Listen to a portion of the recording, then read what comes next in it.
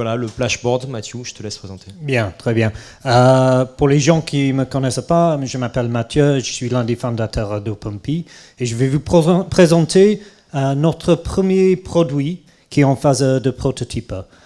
Maxime est l'un des développeurs de l'IMERIER, l'Institut méditerranéen d'études et de recherche en informatique et robotique, qui a utilisé ça comme projet pour les étudiants pendant 2 mois. En fait, ce que je vais présenter, c'est un tableau de bord pour piscine. Il y a 3 mois, j'ai présenté quelques informations sur notre conception de l'open source.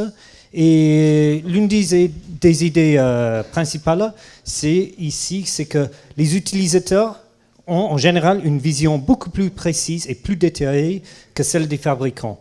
Bien, moi je suis intéressé par la piscine et je vais vous donner dans quelques secondes, et c'est la dernière présentation, alors ça va être assez rapide, je vais vous donner une petite histoire de la piscine. La première piscine privée en France, c'était début du XXe siècle. C'était la famille de Jacques-Henri Lartigue, le photographe, famille très fortunée, et qui ont décidé de tourner un lac en piscine. C'était un grand projet qui nécessitait des grands moyens. Pendant les années 60, ici comme le temps du film Le Lauréat aux États-Unis, en Californie particulièrement, on a vu un croisement énorme de la nombre de piscines privées. Par contre, à cette époque, on n'avait pas besoin des moyens énormes comme la famille Lartigue. Par contre, on avait besoin d'un pisciniste qui intervenait 2-3 fois par semaine parce que les produits, les pompes, les produits chimiques n'étaient pas au point qu'ils sont aujourd'hui. Bien, un peu plus tard, moi, assez jeune, il y avait quelqu'un pas loin de chez nous qui avait une piscine chauffée, je précise, en Angleterre, et tous les enfants du coin se mettaient dans la benne d'un Land Rover et l'un des adultes, nous emmenait voir cette piscine. C'était quelqu'un qui a construit la piscine lui-même, et moi j'étais plus impressionné par l'usine à gaz qu'il a fait, chauffée au gaz même, mais l'usine à gaz pour faire tourner toutes les pompes. J'étais assez impressionné par la piscine. Bien, d'où mon intérêt personnel. Par contre, une piscine, c'est quoi? Quels sont les avantages et les inconvénients? Pour être honnête, l'avantage, le seul, c'est le fun. Il y a des arguments pour le bien-être et tout ça, mais c'est un luxe et ça reste un luxe. Les inconvénients, elle est très coûteuse, elle est gourmande, mais gourmande en tout. En énergie, en produits toxiques, en coût de construction et en temps aussi, et elle est assez polluante. Pareil, les produits, etc.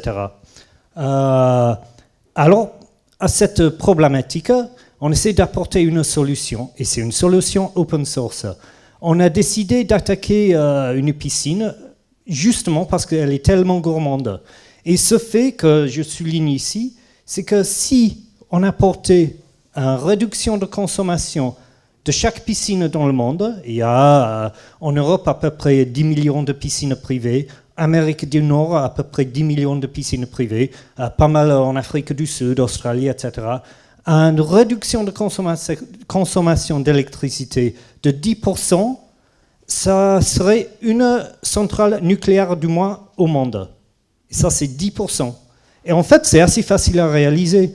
L'un des faits que j'ai remarqué, c'est que la pompe d'une piscine, c'est le nombre d'heures de filtration d'une piscine. Ça doit être en fonction de la température de l'eau. Le plus la température monte, le plus qu'il faut filtrer la piscine.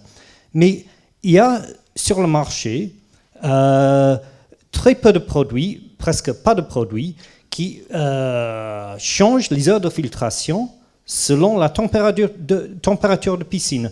Et justement, tout le monde filtre trop les piscines parce qu'ils ont peur que l'eau tourne s'ils ne filtrent pas assez.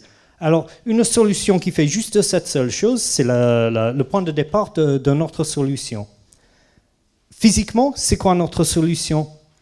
On a basé sur un Raspberry Pi, ce qui est un petit ordinateur à bas coût, à peu près 30-40 euros.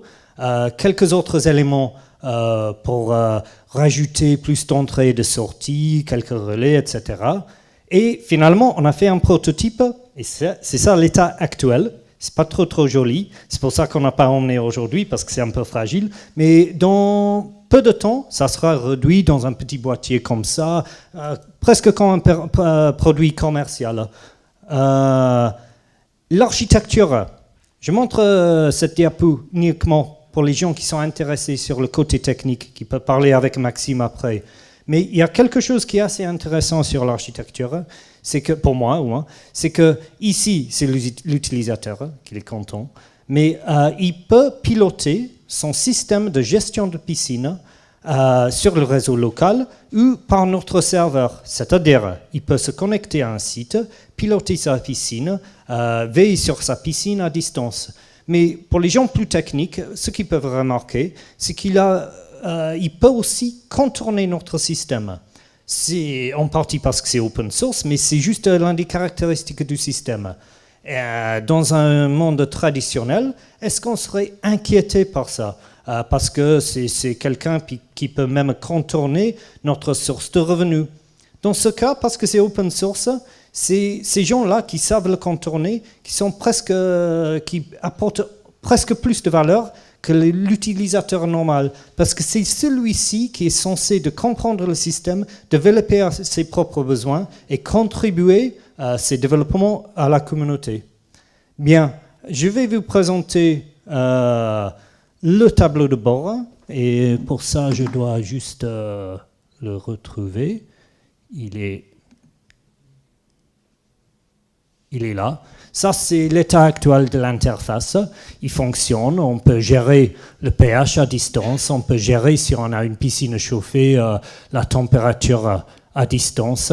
La pompe, elle est pilotée automatiquement en fonction de la température. On peut programmer les heures pleines et les heures creuses pour favoriser que la pompe tourne pendant les heures creuses. Et revenir là.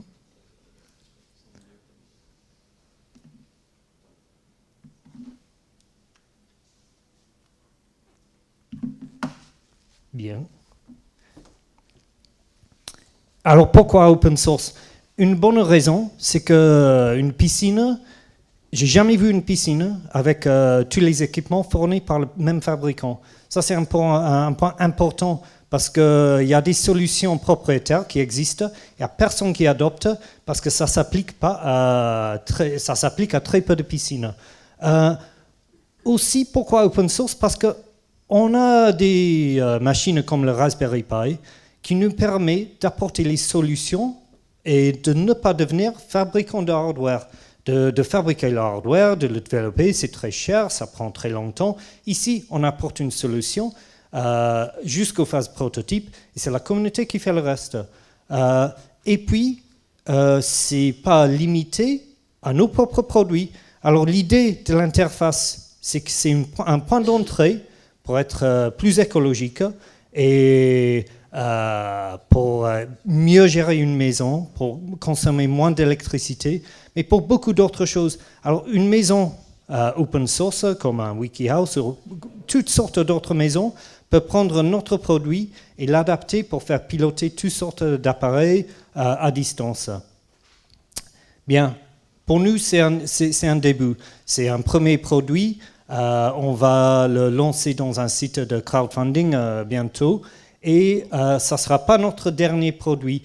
Comme je dis souvent, ce n'est pas les idées qui manquent. Et ce que je vous invite de faire, c'est de suivre le projet, de le soutenir, de le communiquer avec tous les gens que vous connaissez qui ont des piscines, qui connaissent des piscinistes, des gens qui s'intéressent à ce genre de projet en open source pour le développer, pour être le premier produit de son type au monde. Bien, pareil, les questions techniques, c'est Maxime qui peut les répondre, qui a bossé tellement qu'il est un peu malade. Et pour le reste, on va se retrouver autour d'un verre. Merci. Merci beaucoup. Autant aux participants qu'au public. Voilà, nos présentations sont terminées. Je vous invite à ce qu'on se retrouve à côté.